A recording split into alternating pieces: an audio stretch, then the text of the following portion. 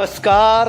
आज हम श्रद्धा शब्द सुमन अर्पित करते हुए आपको लिए चलते हैं बाबा श्री श्याम के चरणों की ओर। श्री श्याम बाबा की महिमा का वर्णन अतुलनीय है, अर्थात उसकी कहीं भी तुलना नहीं की जा सकती है। समस्त तुलनाओं से परे श्री श्याम बाबा की महिमा का वर्णन कर पाने में इस वसुंधरा में कोई भी सक्षम नहीं है। उनकी महिमाओं का, दिव्य लीलाओं का वखान समय समय पर अनेक भक्त जनों ने लोक कल्याणार्थ मंगल कामनाओं के लिए अपने अपने शब्दों में किया है, किंतु वे शब्दों से भी परे हैं। कलयुग के संतापों से प्राणी का उद्धार करने के लिए उनका अवतरण इस भूधरा पर हुआ है।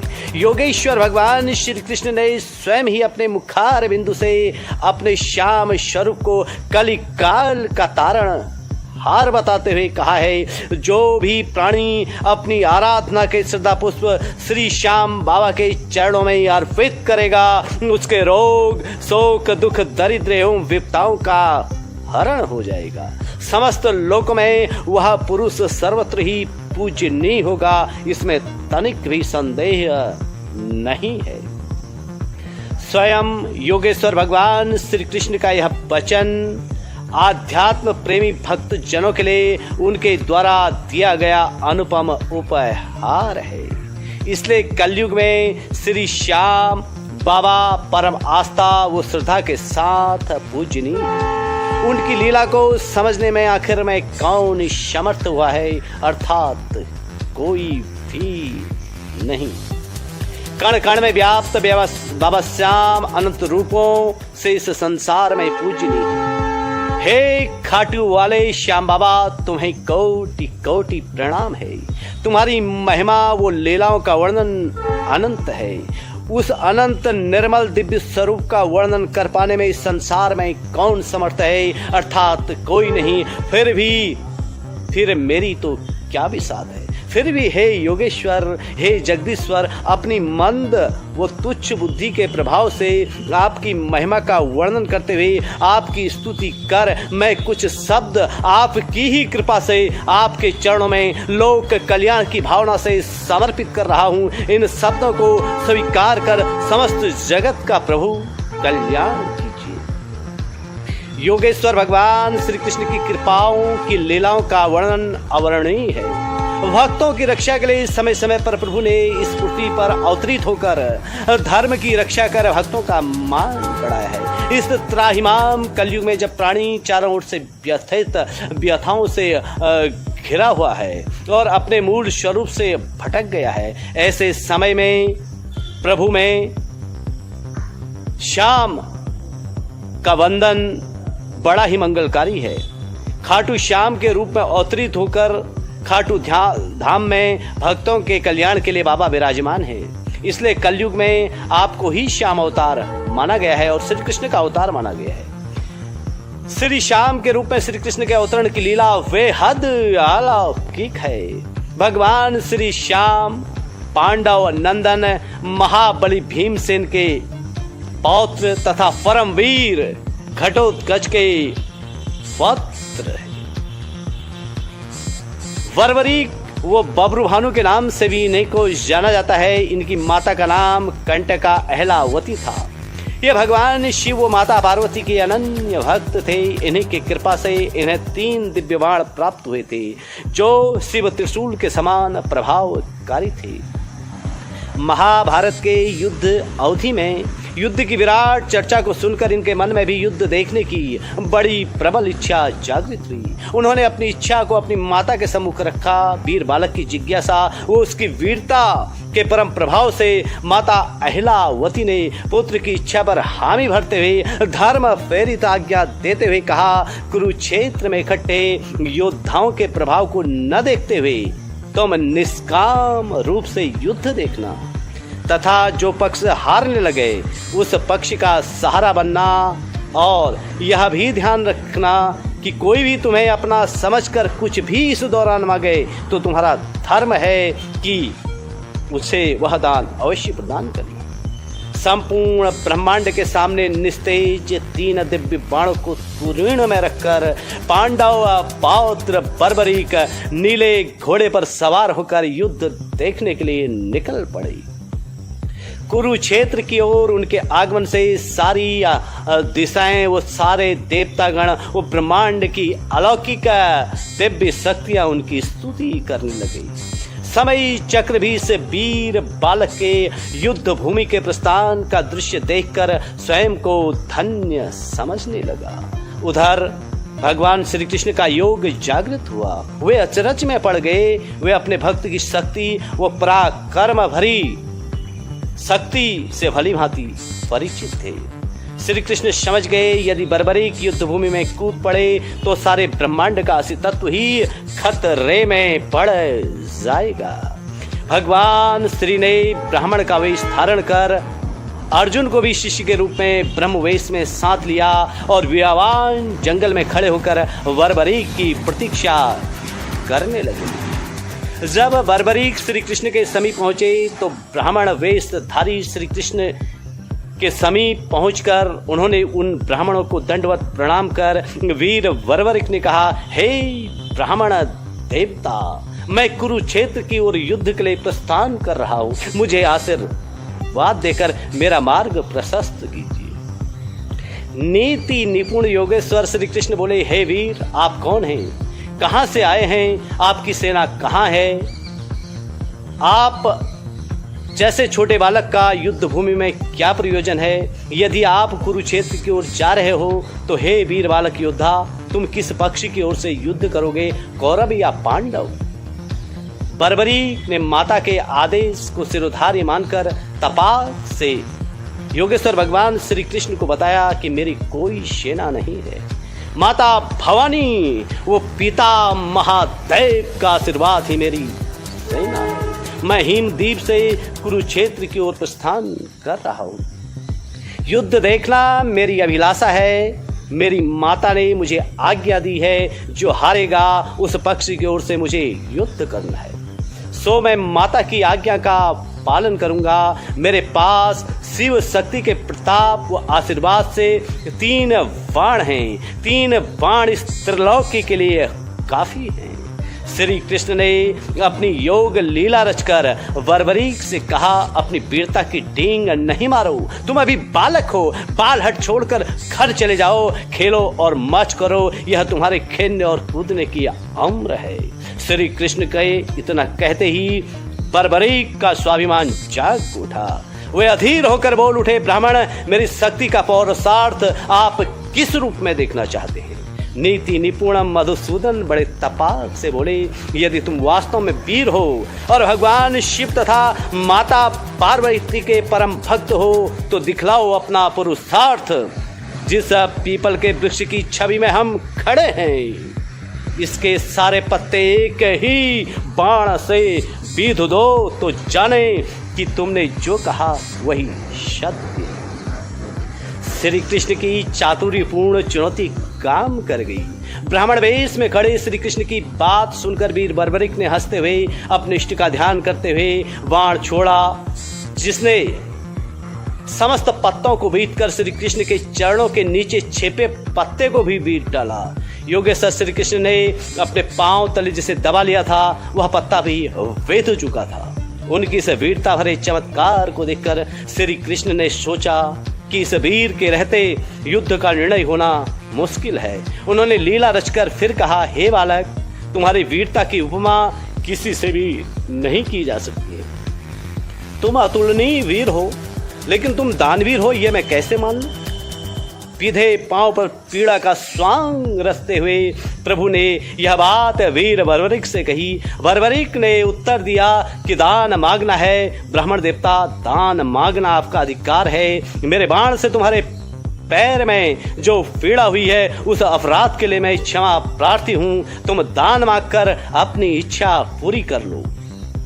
इतना सुनते ही ब्राह्मण वेश में खड़े श्री कृष्ण ने कहा, यदि तुम दानी हो तो अपना शीश मुझे दे दो। जब बर्बरीक ने यह सुना तो वे अचंभे में पड़ गए। और उनका विवेक परम रूप से जागृत हुआ। वे सोचने लगे कि इतना भयंकर दान मांगने वाला कोई साधारण व्यक्ति हो ही नहीं सकता है। तब बर्बरीक ब्राह्मण वेशधारी श्री कृष्ण के आगे हाथ जोड़कर कहने लगे, मैं अपने वचनों को अवश्य पूरा करूंगा, लेकिन आप जो भी हों प्रत्यक्ष रूप से दर्शन देने की कृपा करें। इतना कहते ही भगवान श्री कृष्ण ने चतुर्भुज रूप में उन्हें दर्शन दिए। धन्य हुए बर्बरीक श्री कृष्ण के चरणों में गिर पड़े और कहने लगे, हे माधव, आपको यदि मेरे शीश की ही आवश्यकता थी तो प्रभु आपने इतना कष्ट क्यों उठाया? मेरा सर्वस्व आपका ही तो है। फिर पल भर ठहरने के बाद वे कहने लगे, हे मधुसूदन, मैं आपको अपना शीश प्रदान करता हूँ, किंतु प्रभु महाभारत का युद्ध देखने की मेरी बड़ी इच्छा है। इस इच्छा को आप ही पूरा कर सकते हैं कि मैं इसे निष्पक्ष रूप से देखूं। इस पर योगेश्वर भगवान श्री कृष्ण मधुसूदन बोले, तुम तो साक्षात मेरा ही स्वरूप हो। मैं तुम्हें अपना शाश्वत रूप कलयुग में भक्तों के कल्याणार्थ प्रदान करता हूँ। तुम शाश्वत रूप से सदैव पूजित रहोगे और कलयुग में भक्तों के तारणहार बनोगे। श्री कृष्ण के वरदान के पश्चात बर्बरीक ने अपनी कमर से तलवार निकालकर एक झटके में अपना शीश काटकर श्री कृष्ण के चरणों में रख दिया। भगवान श्री कृष्ण ने उस शीश को अमृत से सींचकर सबसे ऊंचे स्थान पर विराजमान कर दिया। इसके पश्चात माधव मधुसूदन की रोचकता श्री श्याम रूप में अग्रपथ की ओर अग्रसर होती रही। कहते हैं कि 18 दिन के महाभीषण संग्राम के पश्चात जब युद्ध का तूफान खामोश हो गया, कौरव दल पर विजय पताका फहराने के लिए पांचों पांडव गर्भ में डूब गए, तब भगवान श्री कृष्ण ने अपने उन भक्तों का अहंकार दूर करने के लिए खाटू श्याम के पास चलने को कहा। उन्होंने कहा कि इसका निर्णय तो वीर बर्बरीक ही कर सकते हैं, जिन्होंने पूरा युद्ध देखा और निष्पक्ष रूप से देखा। तब पांचों पांडव द्रौपदी को साथ लेकर भगवान श्री कृष्ण के शीश के समक्ष पहुंचे और पूछने लगे, हे महावीर, तुमने इस धर्म युद्ध को निष्पक्ष रूप से देखा है। बताओ, इन पांचों वीर पांडव भाइयों में सर्वश्रेष्ठ वीर योद्धा कौन है, जिसकी वजह से विजय श्री की प्राप्ति हुई है? यह सुनते ही बर्बरीक का शीश बड़े जोर से अट्टहास भरते हुए हंसने लगा और कहने लगा, इस युद्ध में श्री कृष्ण प्रभु आपके सुदर्शन और महाकालिका के खप्पर के सिवा मैंने कुछ भी नहीं देखा। इतना सुनते ही अहंकार में चूर पांडवों का गर्व चकना चूर हो गया। योगेश्वर श्री कृष्ण की महत्ता व अचल निष्ठा के प्रति दृढ़ भाव से नतमस्तक हो पांडवों ने कहा, हे मधुसूदन, आपकी लीला तो तीनों लोकों से न्यारी है। इस तरह योगेश्वर भगवान श्री कृष्ण ने अपने भक्तों का अहंकार तोड़कर अपनी निर्मल आभा में विलय किया तथा वीर के शीश को वरदान दिया, हे महावीर, कलयुग में मेरे नाम श्याम से तुम पूजे जाओगे। मेरा स्वरूप ही अब तुम्हारा रूप है। जो भी कोई प्राणी श्रद्धा पूर्वक सच्चे मन से तुम्हारी शरण में आएगा, तुम अपने परम प्रताप से उस प्राणी की मनोकामनाओं को पूर्ण करोगे। तुम मेरे साक्षात अवतार बनकर कलयुग में भक्तों के कल्याण के लिए विराजमान रहोगे। कालांतर में राजस्थान के सीकर जिले की अलौकिक दिव्य वादियों में खाटू ग्राम में बाबा श्याम विराजमान हैं। कथाओं के अनुसार खटवांग राजा की राजधानी खाटू ग्राम में मोक्षदायिनी वैतरणी रूपावती नदी की धार से होकर बाबा श्री श्याम अपने चमत्कार के साथ यहाँ एक कुंड में प्रकट हुए, जिसे श्याम कुंड के नाम से जाना जाता है। श्री श्याम बाबा ने खाटू ग्राम को अपना बसेरा बनाया, जो आज खाटू धाम के नाम से जगत में विख्यात है। आज यहाँ के श्याम मंदिर के दर्शनों के लिए प्राणी दूर दूर से अपनी मनौती लेकर यहाँ पधारते हैं तथा मनोकामना पूर्ण होने के पश्चात श्रद्धा पूर्वक बाबा श्री श्याम के चरणों में नतमस्तक होते हैं। जिस स्थान पर जल कुंड में श्री श्याम बाबा ने अपने आप को प्रकट किया, वह कुंड श्री श्याम कुंड के नाम से जाना जाता है। इसे चमत्कारिक कुंड भी कहते हैं। इस कुंड में स्नान करने से समस्त रोग, शोक, संताप, दुख, दरिद्र एवं विपदाओं का हरण हो जाता है तथा निर्मल आभा की प्राप्ति होती है। खाटू श्याम मंदिर के आसपास अनेकों मंदिरों का समूह है।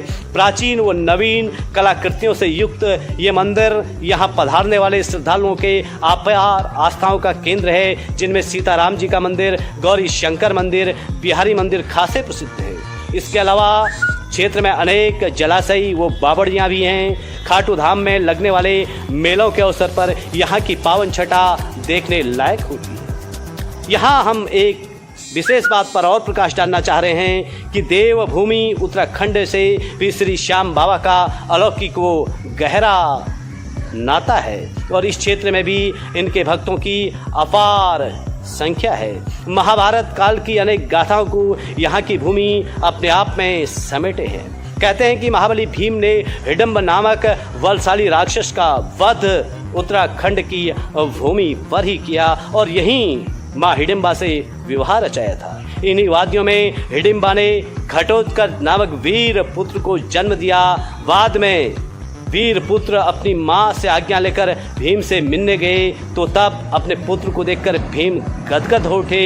योगेश्वर भगवान श्री कृष्ण की आज्ञा, उनकी सलाह से घटोत्कच का विवाह बाद में कामकंटका नामक कन्या से हुआ, जो मूर दैत्य की पुत्री हैं और जिनका वध योगेश्वर भगवान श्री कृष्ण ने किया और वे मुरारी कहलाए।